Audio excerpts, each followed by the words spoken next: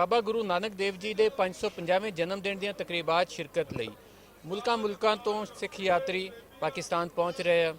ਇੱਥੇ ਆਏ ਹੋਏ ਸਿੱਖ ਯਾਤਰੀਆਂ ਦੇ ਨਾਲ ਅਸੀਂ ਗੱਲਬਾਤ ਵੀ ਕਰ ਰਹੇ ਹਾਂ ਤੇ ਮੇਰੇ ਨਾਲ ਇਸ ਟਾਈਮ ਮੌਜੂਦ ਆ ਇੰਗਲੈਂਡ ਤੋਂ ਆਇਆ ਹੋਇਆ ਇੱਕ ਸਿੱਖ ਘਰਾਨਾ। ਉਹਨਾਂ ਦੇ ਕੋਲ ਅਸੀਂ ਜਾਣਦੇ ਹਾਂ ਕਿ ਉਹਨਾਂ ਨੂੰ ਇੱਥੇ ਆ ਕੇ कैसा लग्या जी। दसो जी। वाहिगुरू जी का खालसा वाहिगुरू जी की फतेह।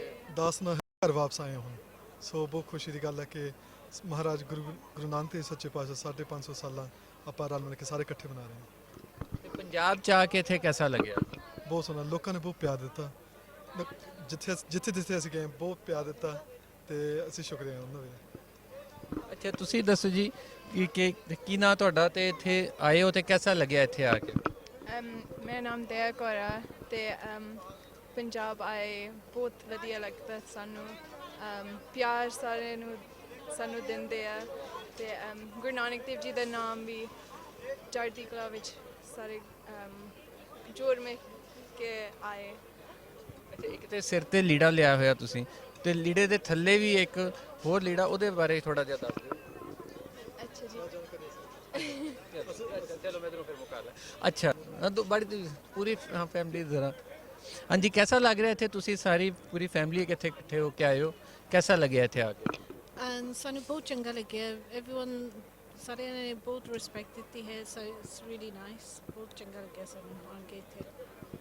ਅੱਛਾ ਇੱਥੇ ਤੁਸੀਂ ਆਏ ਹੋ, ਇੱਕਾ ਦੁੱਕਾ ਲੋਕ ਤੇ ਆ ਜਾਂਦੇ ਆ ਘਰਾਂ ਦੇ ਵਿੱਚੋਂ, ਤੁਸੀਂ ਪੂਰਾ ਬਕਾਇਦਾ ਤੌਰ ਦੇ ਉੱਤੇ ਇੱਕ ਸਪੈਸ਼ਲੀ ਤੌਰ ਤੇ ਆਈਏ ਫੈਮਿਲੀ ਤਿਆਰ ਹੋ ਕੇ, ਤੇ ਇਹਦਾ ਤੁਸੀਂ ਕਦੋਂ ਤੋਂ ਤਿਆਰ ਕਰ ਰਹੇ ਸੀ ਪ੍ਰੋਗਰਾਮ, ਕਿੰਨਾ ਕੀ ਤਿਆਰੀ ਕੀਤੀ?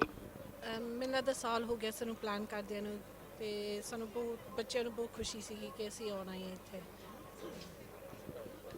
ਚਲੋ ਜੀ। ਅੱਛਾ ਤੁਸੀਂ ਦੱਸੋ ਜੀ ਕਿ ਤੁਸੀਂ ਆਏ ਹੋ ਇੱਥੇ ਸਾਰਿਆਂ ਨੂੰ ਲੈ ਕੇ ਇਕੱਠੇ ਕਰਕੇ ਇੱਥੇ ਪਹੁੰਚੇ ਹੋ ਤੇ ਇਹਦੇ ਪਿੱਛੇ ਕੀ ਜਿਹੜਾ ਸੋਚਿਆ ਤੁਸੀਂ, ਆਖਰ ਕੀ ਮਕਸਦ ਸੀ ਇੱਥੇ ਆਉਣ ਦਾ? ਹਾਂਜੀ ਅਸੀਂ ਸੋਚਦੇ ਸੀ ਸਾਰੇ ਪਰਿਵਾਰ ਨੂੰ ਲੈ ਕੇ ਆਈਏ ਜਿੱਥੇ ਸਾਡੇ ਗੁਰੂ ਧੰਨ ਸ੍ਰੀ ਗੁਰੂ ਨਾਨਕ ਦੇਵ ਜੀ ਨੇ ਪੈਰ ਪਾਏ ਨੇ ਤੇ ਉਹ ਮਹਿਸੂਸ ਕਰੀਏ ਉਹ ਧਰਤੀ ਜਿੱਥੇ ਉਹਨਾਂ ਨੇ ਪੈਰ ਰੱਖਿਆ। ਤੇ ਇੱਥੇ ਬਹੁਤ ਹੀ ਖੁਸ਼ੀ ਹੋਈ ਆ ਸਾਨੂੰ ਇੱਥੇ ਆ ਕੇ। ਸਾਰਿਆਂ ਨੇ ਇੰਨਾ ਪਿਆਰ ਦਿੱਤਾ ਸਾਨੂੰ।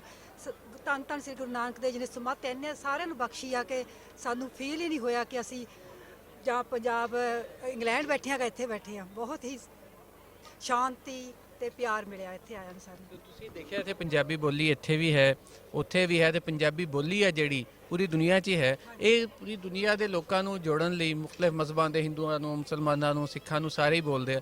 ਪੰਜਾਬੀ ਬੋਲੀ ਇਹਦਾ ਕਿਹਦਾ ਕਿਰਦਾਰ ਕਰ ਸਕਦੇ ਹੋ? ਹਾਂਜੀ ਪਿਆਰ ਪੰਜਾਬੀ ਬੋਲੀ ਦੇ ਨਾਲ ਹੀ ਆਪਾਂ ਜੁੜ ਸਕਦੇ ਹਾਂ, ਹਨਾ। ਇਸ ਕਰਕੇ ਆਪਣਾ ਇਤਿਹਾਸ ਵਧੇਗਾ ਤੇ ਸਾਨੂੰ ਸਾਰਿਆਂ ਨੂੰ ਖੁਸ਼ੀ ਹੋਈ ਹੈ ਕਿ ਬਹੁਤ ਹੀ ਜ਼ਿਆਦਾ ਸਾਰੇ ਇੱਥੇ ਪੰਜਾਬੀ ਬੋਲੀ ਬੋਲਦੇ ਆ। ਆ ਦੇਖੋ ਜੀ ਇਹ ਪੂਰੀ ਫੈਮਿਲੀ ਜਿਹੜੀ ਇੱਥੇ ਆਈ ਹੈ, ਇਹਨਾਂ ਦੇ ਨਾਲ ਗੱਲਬਾਤ ਸੀ ਕੀਤੀ, ਪਲਾਨ ਕਰ ਰਹੇ ਸੀ ਕੋਈ 1 ਮਹੀਨੇ ਤੋਂ ਤਿਆਰ ਹੋ ਕੇ ਇੱਥੇ ਆਏ ਆ।